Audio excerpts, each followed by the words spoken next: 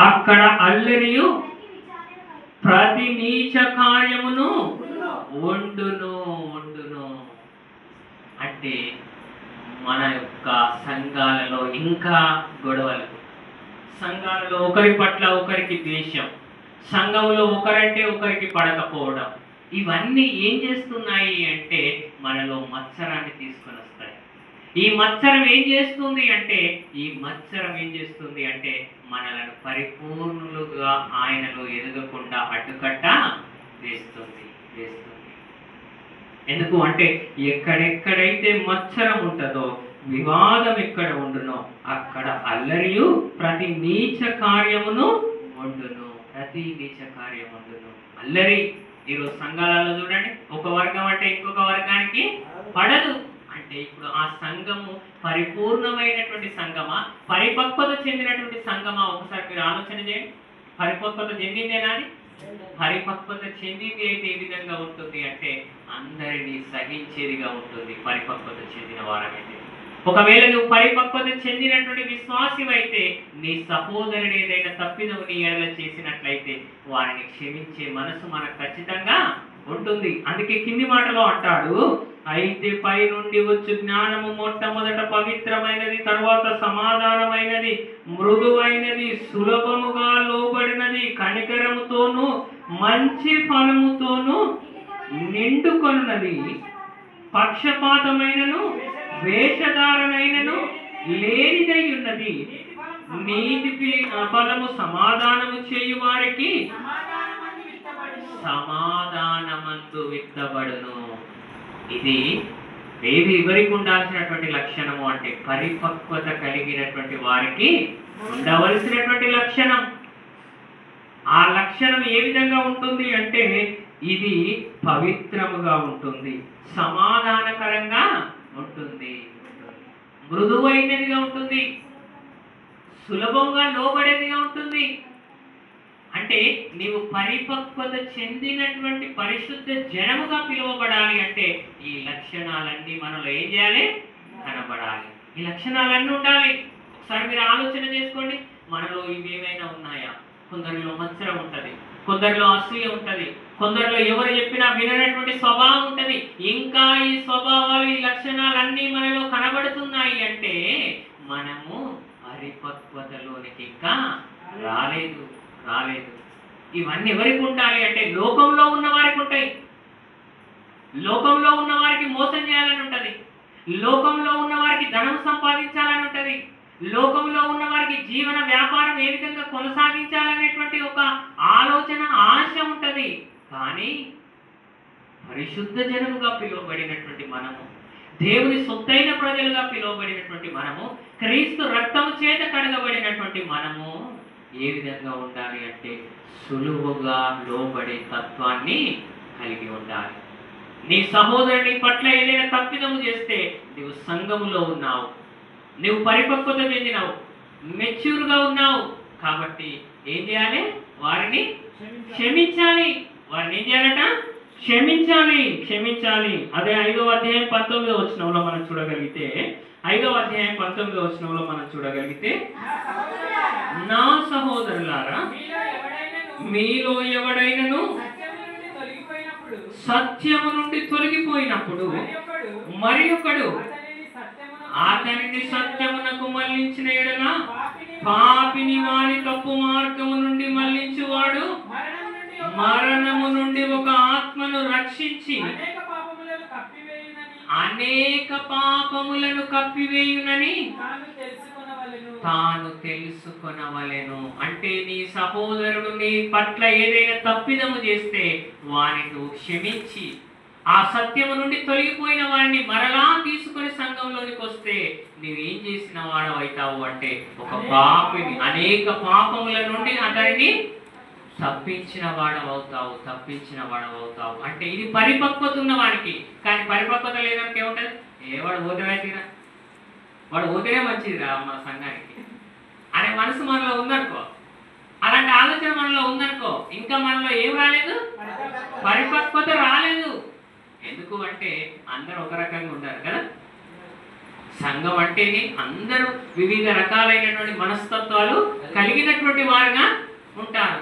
అలాంటి వారందరినీ నీవు ఒక పరిపక్వత చెందిన విశ్వాసిగా, పరిపక్వత చెందినటువంటి ఒక పరిశుద్ధ జనంగా, ఆయన కుమారుడిగా నీవు తయారైతే, ఆ విధంగా నీవు మనస్సు, అలాంటి మనస్సు నీకుంటే నువ్వేం చేస్తావు అంటే, ఒక్కరు కూడా నా సంఘంలో నుంచి తప్పిపోకూడదు, ఒక్కరు కూడా నా సంఘం నుంచి బయటికి వెళ్ళకూడదు. ఎందుకు అంటే బయటోళ్ళను రక్షించడం రెండవ సంగతి, కానీ మొదటి సంగతి ఏంటంటే ఉన్నోళ్ళను కాపాడుకోవడమే మొదటి సంగతి కదా, అవునా కదా? సంఘంలోకి వచ్చినటువంటి వారే లోకంలో కలిసిపోతున్నారు అంటే మొట్టమొదట మనం ఎవరి మీద కాన్సన్ట్రేషన్ చేయాలి, ఎవరి మీద మనం దృష్టి సారించాలి? సంఘంలో ఉన్న సహోదరులు ఎవరైతే తప్పిపోతున్నారో, ఎవరైతే వెనుకబడిపోతున్నారో, ఎవరైతే రాలేకపోతున్నారో వారందరినీ తిరిగి మరలా దేవుని సన్నిధికి నడిపించడమే ఒక పరిపక్వత కలిగిన విశ్వాసికి ఉండవలసినటువంటి లక్షణం. ఇక్కడ అదే చేస్తున్నాడు. ఎంత మంచిగా చేస్తున్నాడు అంటే, అనేక పాపములను కప్పివేయునని వాడు ఏమైతాడట? తెలుసుకొనును. కాబట్టి మనము ఏ విధంగా ఉన్నాం పరిపక్వతలో ఒకసారి ఆలోచన చేయండి. ఏ స్థితిలో ఉన్నాం మనం పరిపక్వతలో? ఎందుకంటే పరిపక్వతలో కూడా కొన్ని స్టేట్లు ఉంటాయి, కొన్ని స్థితులు ఉంటాయి కదా.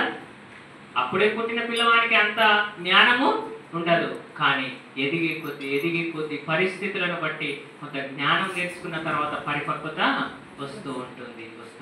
20 సంవత్సరాలు ఉన్నప్పుడు మనస్సు, ఆలోచన విధానం ఒక రకంగా ఉంటుంది. ఒక 30 సంవత్సరాలు వచ్చిన తర్వాత అతని మనస్సు, ఆలోచన విధానము ఒక రకంగా ఉంటుంది, మారిపోతూ ఉంటుంది. అది అభివృద్ధి చెందాలి. లేదు నేను చిన్నప్పుడు ఉన్నప్పుడే ఇప్పుడు కూడా ఉంటా, చిన్నప్పుడు చేసినట్టే ఇప్పుడు కూడా చేస్తా అంటే జనాలు మనల్ని ఏమంటారు? పిచ్చివారు అంటారు. దేవుడు కూడా అదే అనుకుంటున్నాడు. దేవుడు కూడా కోరుకుంటున్నది ఒకటే, నీవు పరిపక్వత చెందాలి. ఆ పరిపక్వత నీకు ఎప్పుడు వస్తుంది అంటే, నీలో మత్సరం ఉండకూడదు, నీలో వివాదం చేసే మనస్సు ఉండకూడదు. ఇలాంటి మనస్సు నీలో ఉంటే నీవు శరీర సంబంధివే, ఆత్మ సంబంధివి కావు. అందుకే 1 కొరింథీయులకు రాసిన పత్రిక 3వ అధ్యాయం 1వ వచనంలో, కొరింథీయులకు రాసినటువంటి ఈ మొదటి పత్రిక 3వ అధ్యాయం 1వ వచనంలో, సహోదరులారా ఆత్మ సంబంధమైన మనుషులతో మాట్లాడినట్టు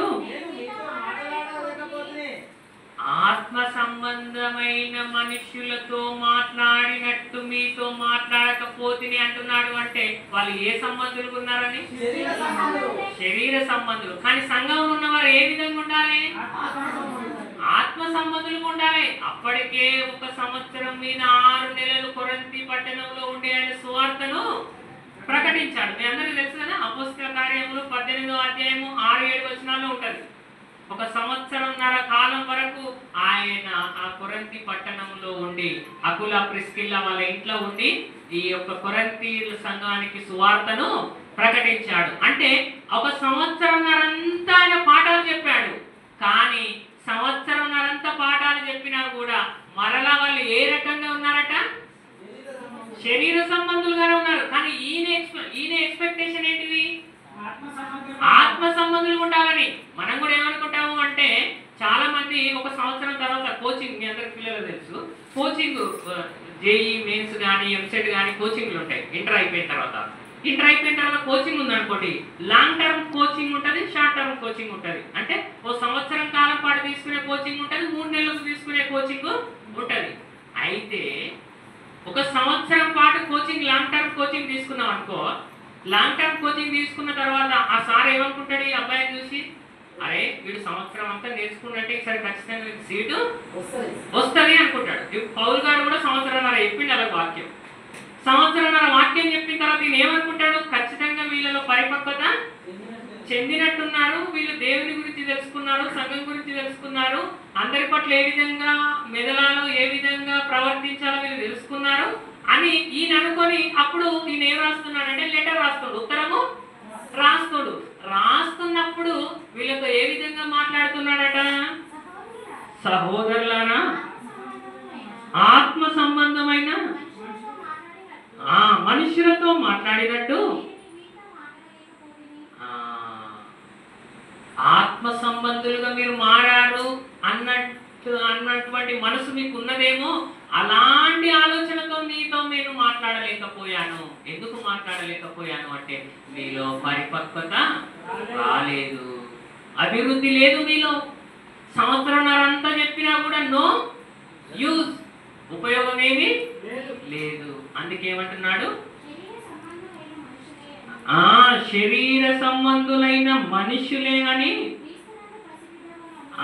క్రీస్తునందు పసిబిడ్డల వలె అనియు మీతో మాట్లాడవలసి వచ్చాను. అంటే ఈయన ఏమనుకున్నాడు అంటే ఈయన ఇచ్చిన కోచింగ్కు, ఈయన ఇచ్చిన పాఠాలకు, ఈయన చెప్పిన పాఠాలకు వాళ్ళు మంచి స్థితిలోనికి వెళ్ళాలి, స్టాండర్డ్కి వెళ్ళాలి.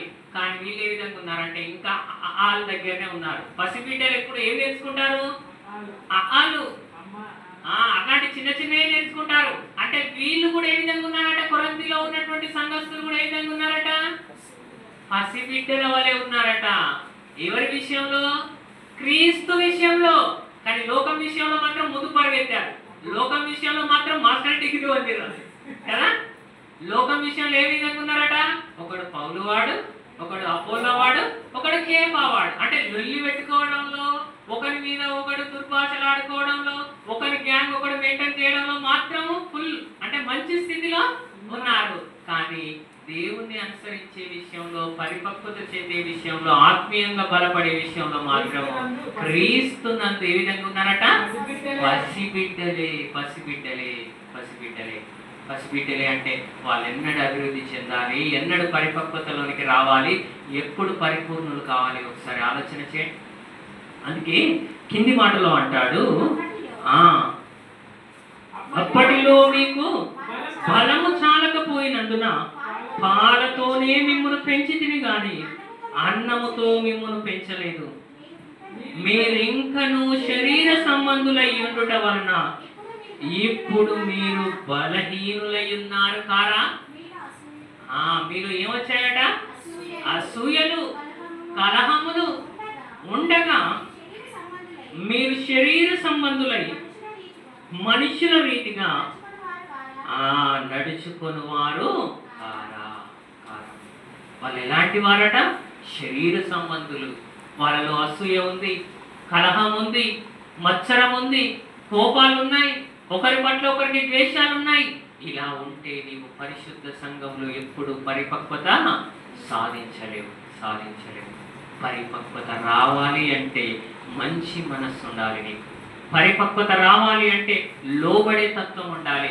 పరిపక్వత రావాలి అంటే ఇతరులను క్షమించే మనసు నీకు ఉండాలి. పరిపక్వత రావాలి అంటే నీ సహోదరుడు పాపంలో పడి ఉన్నప్పుడు వారిని మరలా దేవుని యొద్దకు తీసుకుని వచ్చే మనసు నీకు ఉండాలి. ఇలా ఎప్పుడైతే ఉంటుందో అప్పుడే నీవు పరిపక్వత చెందిన పరిశుద్ధునిగా ఆయన ఎదుట నీవు నిలబడగలుగుతావు.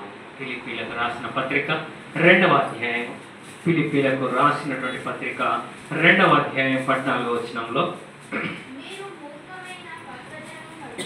మీరు మూర్ఖమైన వక్రజనము మధ్య నిరపరాధులను, నిష్కలంకులను, అనింద్యులనైన దేవుని కుమారులకునట్లు సణుగులను, సంశయములను మాని సమస్త కార్యములను చేయుడి. అంటే మనం ఏ విధంగా ఉండాలంట, సణుగులను మానాలి, సంశయములను మానాలి. అప్పుడు మనం ఏ విధంగా కనబడతాము అంటే మూర్ఖమైన వక్ర జనము మధ్య నిరపరాధులముగా, నిష్కలంకులముగా, అనింద్యులునైన దేవుని కుమారులగుతాము. అది పరిపూర్ణమైనటువంటి స్థితి. మనలో ఎలాంటి నిందలు లేకుండా బ్రతకాలి. మన జీవితంలో ఎలాంటి నిష్కలంకం లేకుండా మనం బ్రతకాలి. ఎవరు కూడా మనను చూసి ఒక చెడు మాట మనను గురించి చెప్పనటువంటి పరిస్థితిలో మనము బ్రతకాలి. అలా బ్రతకగలిగితేనే మనం ఏ స్థితిలోనికి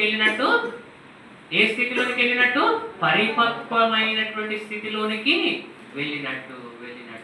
ప్రభు అయిన యేసుక్రీస్తు ఏ విధంగా బ్రతికాడు, పరిపక్వమైనటువంటి జీవితాన్ని జీవించాడు. ఆయన నాలో పాపం ఉన్నదని మీలో ఎవడు స్థాపింపగలడు?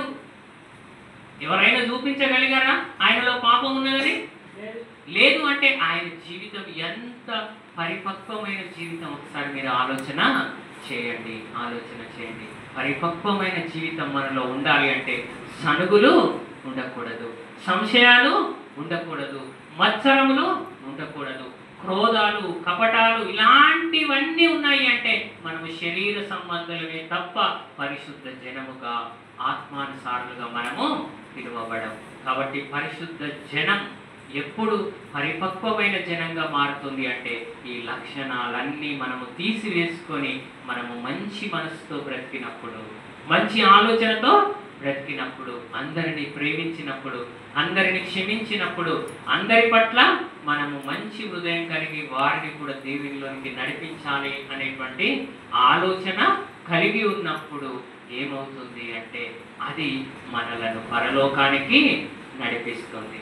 ఒకవేళ అది కాకుండా వేరేది పరిపక్వమైందనుకోండి, ఏది చెడు మనలో పరిపక్వమైందనుకోండి, అది ఏమవుతుందట? యాకోబు గారు రాసిన పత్రిక 1వ అధ్యాయము, యాకోబు గారు రాసినటువంటి పత్రిక 1వ అధ్యాయము డైరెక్ట్ మీరు 15వ వచనం చదవండి. యాకోబు గారు, దురాశ గర్భమును ధరించి పాపమును కనగా పాపము పరిపక్వమై, పాపము పరిపక్వమైతే దేని గంటది? మరణమును గంటది. అంటే నువ్వు దేనిలో పరిపక్వత పొందుతున్నావో ఈరోజు ఆలోచన చేసుకోవాలి. మంచిలో నీవు పరిపక్వత చెందితే నిత్య జీవం పొందుకుంటావు. అది చెడులో నీవు పరిపక్వత అభివృద్ధి సాధిస్తే ఎక్కడికి వెళ్తావు? మరణం. అది నిత్యాగ్ని దండనలోనికి తీసుకొని వెళుతుంది. అందుకే ఇప్పటి వరకు ఒక వచనం మీరు చదవలేదు. అదే ఎక్కడ అంటే మన లూకాసు వార్త 8వ అధ్యాయం 15వ వచనంలో, లూకాసు వార్త 8వ అధ్యాయం 15వ వచనంలో, మంచి నేలను ఉండు ఆ విత్తనమును పోలిన వారు ఎవరనగా యోగ్యమైన మంచి మనస్సుతో వాక్యము విని దానిని పాటించి ఓపికతో ఫలించువారు, వీరే పరిపక్వత కలిగిన పరిశుద్ధ జనం. ఎవరు? మంచి నీళ్ళలో పడినటువంటి వారు, వాక్యమును విని దానిని గ్రహించి దాని ప్రకారంగా ఓపికతో ప్రభు వచ్చేంత వరకు, లేకుంటే వారి జీవితం ముగించేంత వరకు, ఎవరైతే అంతము వరకు సహించి వారి జీవితాలను ముగిస్తారో వారి పరిపక్వత చెందిన పరిశుద్ధ జనం. మంచి నేలలో పడినటువంటి వారంగా ఉంటే మనము నిత్య జీవాన్ని స్వతంత్రించుకుంటాము. ఒకవేళ నీవు పాపములో పరిపక్వత చెందితే మాత్రము మన యొక్క ఆత్మ ఎక్కడికి వెళ్తుంది అంటే నిత్యాగ్ని దండనలోనికి వెళుతుంది. కాబట్టి ఈరోజు ఆలోచన చేసుకోండి, మనము పరిపక్వమైన పరిశుద్ధ జనమా, పరిపక్వత లేని పరిశుద్ధ జనమా? పరిపక్వత అనేది ప్రాముఖ్యం. ఎందుకు అంటే ప్రతి దాంట్లో అభివృద్ధి అనేది ఖచ్చితంగా మనకు ఉండాలి. అది పాపంలో ఉంటే మాత్రం ప్రమాదం, అది దేవుని వాక్యంలో ఉంటే మాత్రం మనకు నిత్య జీవము వస్తుంది. కాబట్టి మనమందరము పరిపక్వత అనేది దేవుని వాక్యంలో కలిగి ఉండి అంతము వరకు ఓపికతో సహించి ఆ నిత్య జీవాన్ని మనం అందరము స్వతంత్రించుకోవాలి అని ప్రేమపూర్వకంగా తెలియజేస్తూ ఈ నా కొద్ది మాటలను ముగిస్తున్నాను.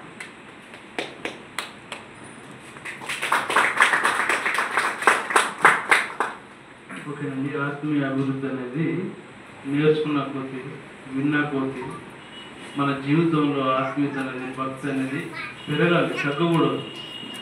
తగ్గితే నరకం పరిస్థితి ఉంటుంది, పెరగాలి. అపోస్తలులు స్టార్టింగ్ ఎలా ఉన్నారంటే యేసుక్రీస్తు చెప్పే మాటలు అర్థం కాని వాళ్ళు.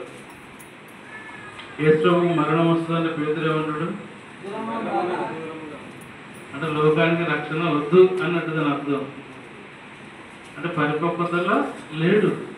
అదే పేతురు అనుభవానికి వచ్చిన తర్వాత అభివృద్ధి చేసిన తర్వాత నా గుడాలను త్వరగా విడిచిపెట్టవలసి ఉన్నది, మీరు ఆ లోపలందరినీ ఏం చేయాలి? పురుగొల్పాలంటాడు ఆయన.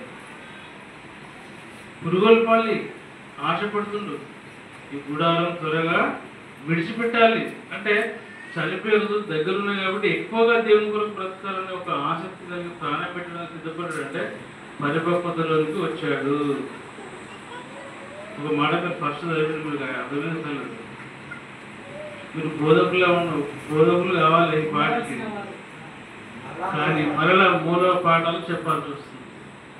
పాపం చేయకు ఎప్పుడు చెప్పాలి ఈ మాట? స్టార్టింగ్ చెప్పాలి. మరి దేవుని నమ్ముకుంటున్నావు, మరి కళ్ళు తాగొద్దు, దేవుని నమ్ముకున్నావు తప్పు ఇవ్వద్దు, మరి స్టార్టింగ్ చెప్పాలి. కానీ ఆ మాటలను మళ్ళీ ఎప్పుడు చెప్పాల్సి వస్తుంది? ఎవరు లేనప్పుడు సపరేట్ పోయి నువ్వు ఇట్లుండదు అట్లుండదు, మళ్ళీ మొదటికి వస్తున్నావు. అలా ఉండకుండా ఉంటే మీరు పరలోకం అంటుండవు, అలాగనే ఉంటే మరణం. గర్భం ధరిస్తే తిరుగుతుంటుంది అన్నమాట. మరి పాపంలో మరణానికి అంటాం కాబట్టి, అంటే మరణం అంటే పాత్రలోకానికి వెళ్ళిపోతాం కాబట్టి మనం ఈ యొక్క దృష్టిలో పెట్టుకోండి. ఏమో అర్థం కాలే, కొరత సంఘానికి కూడా అర్థం కాలే. మనం ఆ రీతిలో ఉండడానికి వీల్లేదు. ఎందుకంటే వాళ్ళకంటే ఎక్కువ వాక్యాలు మనం వింటున్నాం కాబట్టి సమర్పణలు కావచ్చు, క్షమించే విషయంలో కావచ్చు, సహవాస విషయంలో కావచ్చు, ప్రతి విషయంలో మన మైనస్ అనేది కనబడుతుంది.